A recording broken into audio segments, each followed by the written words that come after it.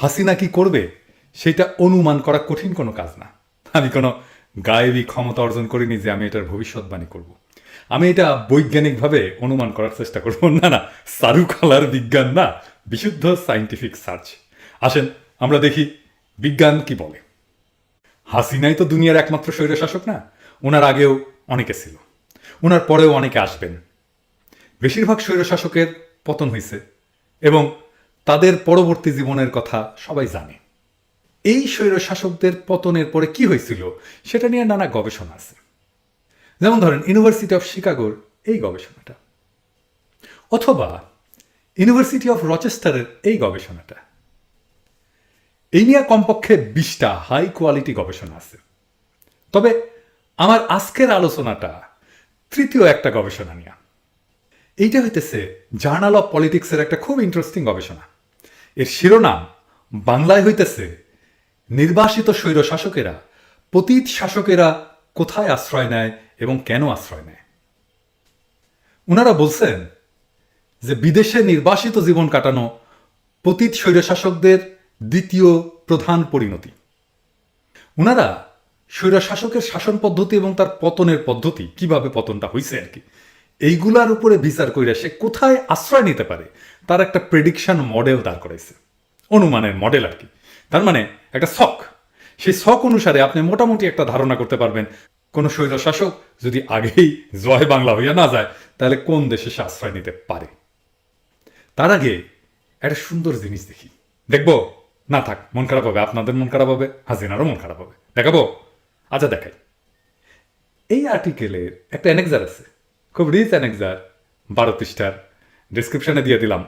এটা একটা অমূল্য তালিকা আছে। এটাই কি সেটা 1946 সাল থেকে 2012 সাল পর্যন্ত কোন দেশের কোন স্বৈরাচার কবে ক্ষমতা থেকে পড়ছে আর তারপরে কোন দেশে আশ্রয় নিছে সেইটার তালিকা। এখন কইতে পারেন দাদা এটা দেখা মন খারাপ হবে কেন? মন খারাপ হবে না, এটা তো হাসিনার নাম নাই, তাই না? হাসিনাও মাইন খাইতে পারে। এত বছর একটা বর্বর স্বৈর শাসন চালাইলাম, কতজনের সানডে মানডে ক্লোজ করে দিলাম, আর আমারে নিয়ে কেউ রিসার্চ করলো না। তবে এই তালিকায় একটা খুব ইন্টারেস্টিং জিনিস আছে, আসেন দেখাই দিই। দেব? আচ্ছা দিচ্ছি। তবে তার আগে আমার যে সমস্ত ক্ষুদ্র ভ্রাতারা আছে না, যারা দেখতেছে আর কি, তাদের জন্য, তাদের লাইগা আমার কিছু কথা আছে। তবে কিছু কথা আমি কই আনি। আমি যে ভিডিও বানাই এটা কিন্তু তোকে জন্যই, তোকে ভালোবাসা পাইছি জন্যে। তবে ভালোবাসার বিনিময়ে আমি তো আর পাল্টা কিছু দিতে পারি না, দেশেই যাইতে পারি না।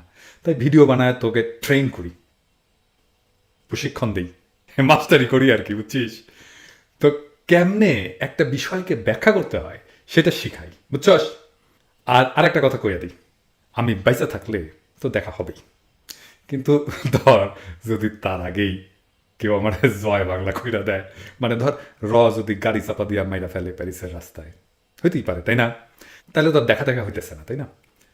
তো তাইলেও মাথায় রাখবি তোরা কিন্তু দুনিয়া কাঁপায় দিতে পারবি 3টা কারণে। 1, তোকে দেশপ্রেম। 2, তোকে সরলতা। 3, তোকে কম্পিটেন্স বা দক্ষতা। এবং বিগেস্ট স্ট্রেংথ তোকে ইনোসেন্স। তাই নিজের উপরে বিশ্বাস হারাইবি না, আমি থাকি বা না থাকি। আচ্ছা, এইসব ইমোশনাল কথাবার্তা পড়ে আমি খেয়াল করতেছি তোকে কারো কারো চোখ সলসল করতেছে, তাই না?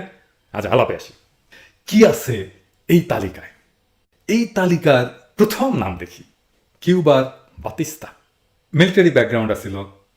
1959 সালে ফিদেল ক্যাস্ট্রো কিউবার বিপ্লব কইরা তারে উৎখাত করে। তারপরে সে ভাইগা যায়। কই যায়? প্রথম পর্তুগালে, তারপরে স্পেনে। আচ্ছা আগে দেখি বাতিস্তারে ব্যাক করছিল কে, মনে আছে? আমেরিকা না? কিন্তু সে আমেরিকায় কেন আশ্রয় পাইল না? কিউবার বর্ডারেই তো আমেরিকা, তাই না? ঘরের কাছে আর শ্রীনগর, সেইখানে না যাইয়া সে কেন ইউরোপে আসলো?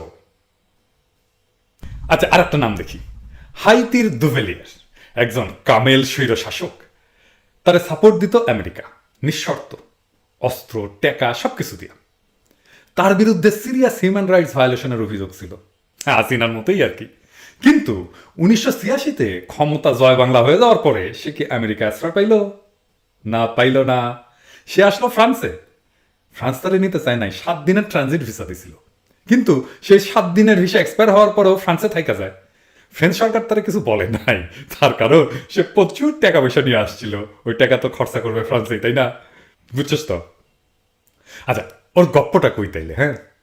তাহলে বুঝবেন কেমনে কাটে শেষ জীবনের দিনগুলা স্বৈরাচারগুলোর। সে এসে ঘাটি গাড়ছিল কানে, ওই যে চলচ্চিত্র উৎসব হয় না ওইখানে, একেবারে একটা সৈকতের পাশে বিশাল প্রাসাদ কিনছিল, টাকা পয়সা কিন্তু প্রচুর আনছিল, সেইখানে প্রাচুর্যের মধ্যে দিন কাটাইতো, লোকজন, দারোয়ান, বাবুর্চি, খানসামা, মেয়ে ভর্তি। কিন্তু বৈশা থেকে খাইলে রাজার ভান্ডারও ফুরায়, আর তার পাচার করা টাকা সুইস সরকার আটকায় দিছিল, আমরা যেমনে আটকায় দিমু বাকশালী টাকা, ঠিক সেইভাবে। তো ভিলার ভাড়া মানে ওই প্রাসাদের ভাড়া দিতে না পারায় ছাড়তে হইল প্রাসাদ। তারপরে তার এক বন্ধু ছিল, কে জানেন? আ আর এক কামের লোক, নাম বললেই চিনবেন, মোহাম্মদ আল ফায়াদ। নামটা পরিচিত মনে হচ্ছে না? মিশরের বিজনেসম্যান, হ্যারোডসের মালিক, ডায়নার প্রেমিক ডোডি আল ফায়াদের বাবা। তার একটা হোটেল আছে প্যারিসে, রিজ হোটেল। এই হোটেল থেকেই ডাইনা আর ডোডি বাইর হইয়া গাড়িতে করে যাইতে নিয়ে অ্যাক্সিডেন্ট করছিল আইফেল টাওয়ারের খুব কাছেই, প্যারিসের রাস্তায়। এই মোহাম্মদ আল ফায়াদ তারে কিছুদিন রিজ হোটেলে রাখছিল, কিছুদিন মানে কি 5 বছর। আরে আমার যদি এরকম বন্ধু টন্ধু থাকতো কতই না ভালো হইতো না। আচ্ছা যাই হোক, নাই অসুবিধা নাই, আমি তোগো বাসায় থাকুম। তারপরে আর রাখতে রাজি হয় নাই, তো সে প্যারিসের একটা দরিদ্র এলাকায় এক রুমের একটা স্টুডিও অ্যাপার্টমেন্ট নিয়ে থাকতো, কয়েকশো ইউরো ভাড়া। তাও এই টাকা তার ছিল না। হাইতির কিছু লোক প্যারিসে থাকে, তারা মূলত ট্যাক্সি চালায়, তারা চান্দা দিয়া চালাইতো তারে। আমরা আগে জানতাম যে দুভেলিয়ার প্যারিসে ট্যাক্সি চালায়, আসলে সে কোনোদিন ট্যাক্সি চালায়নি, ট্যাক্সি চালাইতেই পারতো না, ও কাম জানলে তো হবে। ট্যাক্সি চালাইতে পারতো তো তার একটা স্কিল লাগে, সেটা তো নাই তার। আর আরেকটা নাম দেখাই, হ্যাঁ, রেজা শাহ পাহলভি, ইরানের, মনে আছে না? 1979 সালে ইরানে বিপ্লবের পর সে কোথায় গেছিল? আমেরিকায় না, কিন্তু মেলা জায়গা ঘুরে গেছিল মিশরে, মিশরেই মারা গেছে। আমেরিকা তো তারই সাপোর্ট দিয়ে রাখছিল, তাই না? কিন্তু জায়গা দিল না। এই যে পতিত স্বৈর শাসকেরা তার প্যাট্রন বা তার গডফাদারের দেশে জায়গা পায় না, তার কারণ কি? এর কারণ হইতেছে সেই পতিত স্বৈর শাসকেরা দায় নিতে চায় না, তারা এইটা প্রমাণ করতে চায় না যে তারাই এরে ক্ষমতায় রাখছিল। তাই কেসটা কি হইল বুঝছেন তো? হাসিনার সাথে এই ঘটনা মিলায় কি পাইলেন? হাসিনারে ইন্ডিয়া আশ্রয় দেবে? না, দেবে না। শুধু হাসিনারে না, হাসিনার কোনো লেসপেন্সারে আশ্রয় দেবে না। দিলেই তো পরবর্তী সরকার ক্যাক করিয়া ধরবে ইন্ডিয়ারে, তুমি কেন তার আশ্রয় দিলা, তোমার লগে তার পিতলা খাতির কেন? এছাড়াও আরো ব্যাপার আছে, ইন্ডিয়ারে জবাব দিতে হবে। ইন্ডিয়ারে জবাব দিতে হবে সুখরঞ্জন বালিরে। হাইকোর্টের সামনে থেকে তুলে নেওয়ার পরে ইন্ডিয়ান জেলে কিভাবে পাওয়া যায়? বিএনপি নেতা সালাউদ্দিন রে র্যাবে ঢাকার বাসা থেকে তুলে নেওয়ার পরে কেমনে তাকে ইন্ডিয়ায় পাওয়া যায়? ইন্ডিয়ারে জবাব দিতে হবে ইন্ডিয়ান সচিব সুজাতা আইসা বাংলাদেশের পলিটিশিয়ানরে কেমনে বলে তুমি নির্বাচনে যাও, না গেলে জামাত বিএনপি ক্ষমতায় আসবে। ইন্ডিয়ার কিছু বিজনেস ইন্টারেস্ট আছে না? আছে তো। তারপরে এই যে এত লোক কাজ করে ইন্ডিয়ান বাংলাদেশে, রেমিটেন্স পাঠায়, মেলা আছে না? তো এদের ইন্টারেস্ট প্রোটেক্ট করতে হবে না? এক হাসিনা যার আর তখন কোনো পাওয়ার নাই, তারে সে কেন আশ্রয় দেবে? তো এইবার আসেন আমরা দেখি হাসিনা কই আশ্রয় নিতে পারে। এই আর্টিকেলে একটা চমৎকার ম্যাপ দেওয়া আছে, দেখানো হয়েছে কই কই সবচেয়ে বেশি স্বৈর শাসকের আশ্রয় পাইছে। দেখেন, মানে যেটা বেশি কালো সেখানে সবচেয়ে বেশি স্বৈর শাসকের আশ্রয় পাইছে, যেটা একটু হালকা সেখানে কম, বুঝছেন? যেগুলো একদম সাদা সেখানে কোনো স্বৈর শাসক কখনো আশ্রয় পায়নি। এই যে দেখেন সিলি, এমনকি আমেরিকার আলাস্কা অঞ্চলে মূল ভূখণ্ড না, কিন্তু এরা ঘাঁটি গাড়ছে। এই গবেষণায় পর্যালোচনা করে দেখাইছে যে তারা কই যাবে এইটা নির্ভর করে কয়েকটা ক্রাইটেরিয়ার উপরে। যেমন নিকট প্রতিবেশী হইতে হবে, অন্য স্বৈর শাসকদের আগে আশ্রয় দিছে এমন দেশ হইতে হবে, সামরিকভাবে শক্তিশালী হইতে হবে, একটা কলোনিয়াল লিঙ্ক আছে, যেমন হয় তারা একই কলোনি শাসকের অধীনে ছিল, অথবা সেই কলোনি শাসক ছিল সেই দেশে, অথবা কলোনি শাসক ছিল যে তার দেশে, সাবেক মিত্র হইতে হবে, এবং অর্থনৈতিক বন্ধন আছে এরকম একটা দেশে।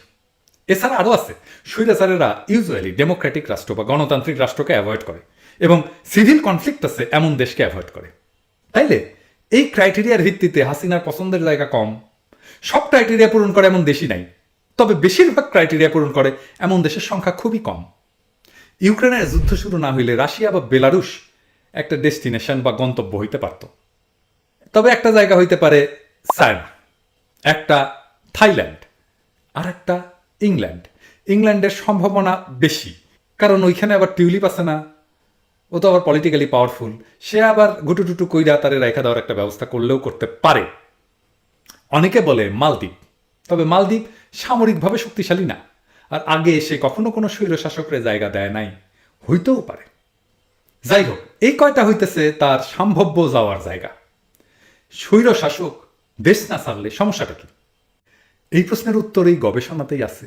তারা বলতেছে স্বৈরশাসক দেশ না ছাড়লে কনফ্লিক্ট রিজলভ হইতে চায় না, মানে সংঘাত থামতে চায় না, রক্তপাত বাড়ে। এখানে গাদ্দাফির উদাহরণ দেওয়া হয়েছে। সে আশ্রয় পাবে, প্রোটেকশন পাবে, এমন দেশ খুঁজে সে না পাওয়ায় শেষ পর্যন্ত সে লড়াই করার সিদ্ধান্ত নেয়। পরিণতি আমরা জানি। তাই হাসিনার একটা সেফ এক্সিট করে দেওয়াটা রাজনৈতিক কৌশল হিসাবে ভালো। এতে সংঘাত, সহিংসতা কম হবে। মির্জা ফখরুল এর কথাই বলছেন। আপনারা প্রশ্ন করতে পারেন, আমেরিকা না কেন? কারণ আমেরিকায় তথ্য পাবা আছে না, পোলার কাছে যাইও তো থাকতে পারে। কি জানি ভাই, যাইতেও পারে সেইখানে, যদিও আমেরিকা উষ্টা দেবে তারে, তারপরেও যাইয়া মাম্মু আমেরিকাতে কইতেই পারে মেরেছ কলসির কোনা, তাই বলে কি প্রেম দেবে না?